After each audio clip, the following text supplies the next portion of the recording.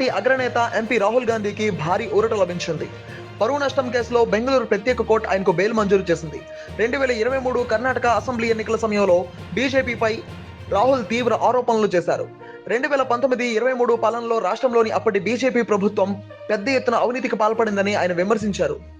ప్రతి పనిలోనూ 40% కమిషన్ తీసుకుంటుందని ఆయన ఆరోపించారు. దీంతో రాహుల్ ఆరోపణలపై కర్ణాటక బీజేపీ నేతలు కోర్టును ఆశ్రయించారు. డీకే శివకుమార్, సిద్ధరామయ్య, రాహుల్ గాంధీ సహా కాంగ్రెస్ నేతలు అప్పటి ఆ రాష్ట్ర సీఎం బసవరాజ్ బొమ్మాయి సహా తమ పార్టీ నేతలపై దుష్ప్రచారం చేస్తున్నారంటూ బీజేపీ ప్రధాన కార్యదర్శి ఎన్ కేశవ్ ప్రసాద్ ఆ పార్టీ తరఫున పరువు నష్టం దావా వేశారు. వివిధ రకాల ఉద్యోగులకు బీజేపీ రేటు కార్డులు పెట్టిందంటూ హస్తం పార్టీ పోస్టులు అతికించి తమ పార్టీ పరువుకు భంగం కలిగించిందని పిటిషన్లో పేర్కొన్నారు. ఇవాళ న్యాయమూర్తి ఎదుట రాహుల్ విచారణకు హాజరయ్యారు.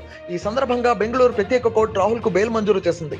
అనంతరం తదుపరి విచారణను జూలై 30వ తేదీకి వాయిదా వేసింది.